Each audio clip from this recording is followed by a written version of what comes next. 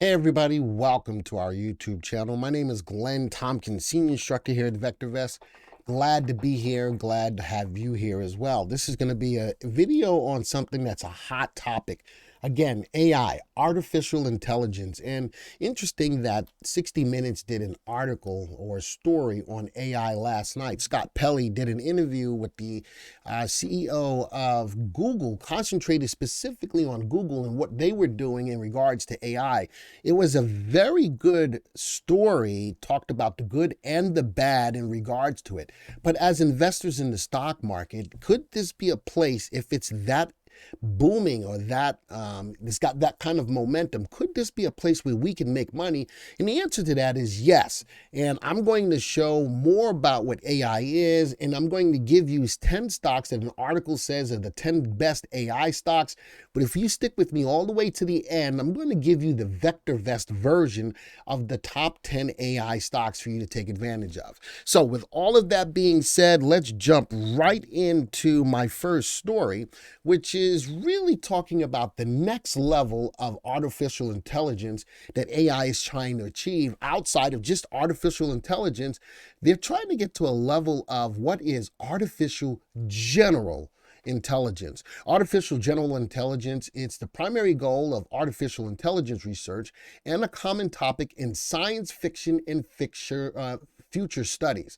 Artificial general intelligence is also referred to as strong AI, full AI, or as the ability of a machine to perform general intelligent action. So we talked a lot about the Chat GPT feature with OpenAI, which is a privately traded company, but Microsoft has put a big investment into that and bringing it in as part of its functionality with Chat GPT. It is the craze. Everybody is all over it, utilizing it.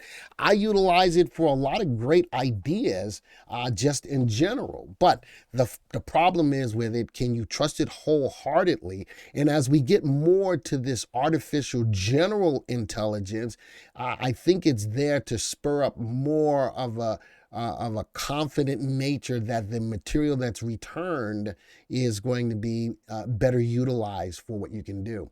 AGI has the potential to give everyone incredible new capabilities. And you know, from the mindset of just being a human being, we want to do things easier. We don't want to have to do a lot of work. You've always heard it said, you want to work smarter rather than work harder.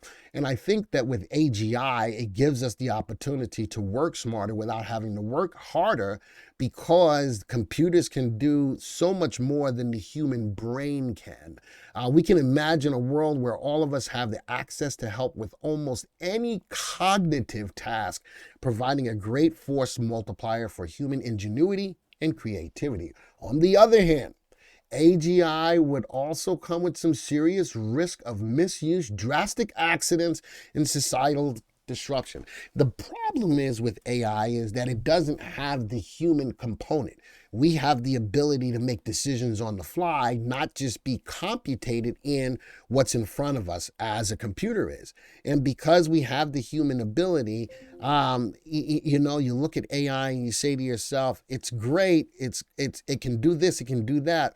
But when it's got to make a real decision that uses some sense of morality or something along that line, can it do that? When we start to get into the artificial general intelligence, it's getting closer to the fact of being able to do that. Now, is that a good thing? Well, every time I talk about AI, I always think about the movie The Terminator, where the AI took over. Do we get to that point? I don't know. Do we put some kind of blocks in place so that it doesn't happen? I don't know. But, I still am coming back full circle to, if it's a hot topic and it's things that people want to take a look at, how can we as investors make money doing so? I've got a Wikipedia article in regards to artificial general intelligence. And there's a couple of companies that are out there right now that are along the path of that. OpenAI, which is your Chat GPT, is right on point with that. DeepMind and Anthropic are several AI companies that are going down that path of developing the artificial general intelligence. All right, so just wanted to give some background on where AI is, what it is, and what its next tier of capabilities are, moving from just regular AI to artificial general intelligence, which is AGI. Let's get to some stocks now. Here's an article that I pulled off the internet. Artificial intelligence stocks, the 10 best AI companies. This was done a few days ago on April 11th. With countless firms stand to benefit from AI, these stocks have AI and automation as a central part of their businesses. You go down the list, here's the top 10 stocks from this article: Microsoft, Google, NVIDIA, Taiwan Semi, Meta, ASML, SAP, RELX, Baidu, and Anet.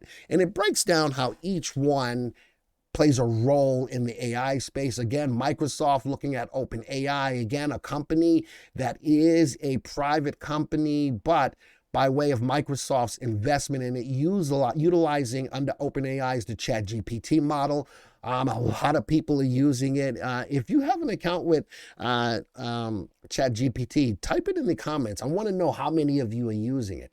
Alphabet, we all know about the Google. Again, the 60-minute story was specifically on that.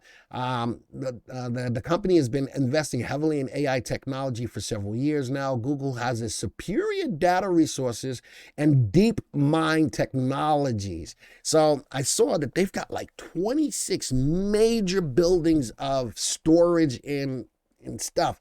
It's amazing how heavily invested Alphabet is. Let's scroll down. NVIDIA, a chip company.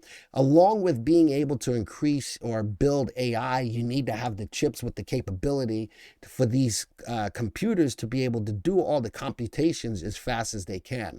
NVIDIA is a chip company. Taiwan Semi is a chip company as well. Meta. As we look at this, Meta is also building its own AI supercomputer.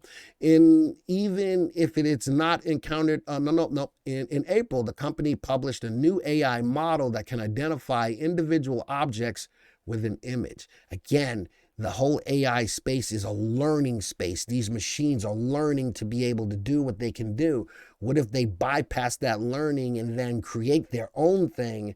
That could be a scary thing. ASML, another chip company. SAP, as we're looking at AI, also helps SAP leverage its internal accounting, finance, human resources, supply chain, and industrial processes, deliver valuable insights to its customers. Workday is another company in the space of AI doing the same thing SAP is doing. Relics, analyst David Amira projects AI and other advanced technologies will help the company generate consistent compound annual earnings with a growth between 9 and 10%. So when I talk about the ability for us as investors to make money in this space, here's a company that's looking to grow by way of AI. Baidu, Arista, the last two companies that are in this space from the article. Let's go take a look at these stocks on a VectorVest graph, on a VectorVest perspective. VSTs, out of the top 10 stocks, 8 of the stocks have VSTs above 1. Very good. All right. So that's a good start to the story. As I'm recording this video right now, only 3 of the 10 are up today. Big mover to the downside is ASML, down 4.5%, but it's got a relative value above 1, relative safety above 1. Only thing that's really hurting it right now is the relative timing is below 1. But 8 out of the 10 stocks have VSTs above 1. All right. Out of earnings growth rate, only one company, actually 2 companies, have negative earnings growth rate. All right. Now, in VectorVest, if you're a subscriber to the VectorVest system, down below in the viewers tab in the watch list viewer, we do have a watch list called Overview Watch List, and we've got AI hardware providers and AI stocks and ETFs.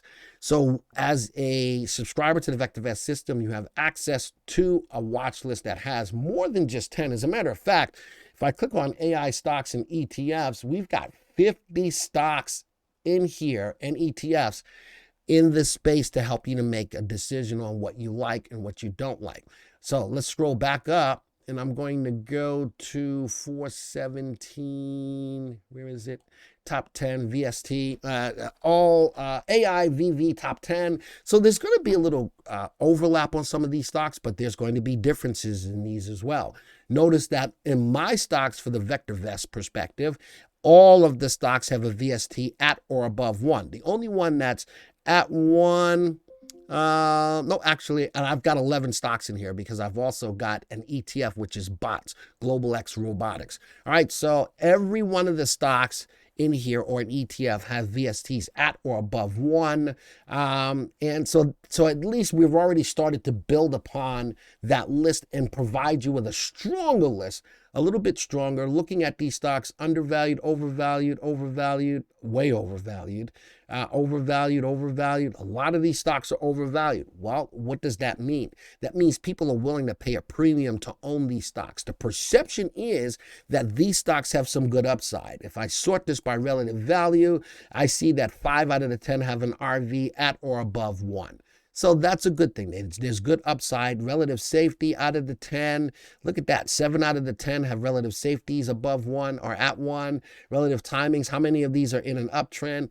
9 out of the 10 companies are in an uptrend. Now, I want to show you something here as well.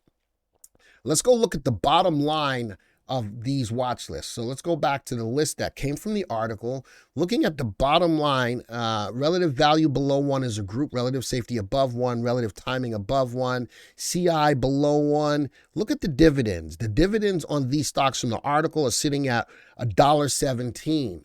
Let's go back to the top 10 VST ones. The dividend is sitting at $2.54. So not only are these stocks better by quality by VST, but they also pay a bigger dividend. Let's go look at the earnings growth on the top 10 VST AI stocks. We have an earnings growth rate of 10%. And if we go to the article, we have an earnings growth rate of, I believe, 9%. So it's off by 1, but the VectorVest's list is still a little better.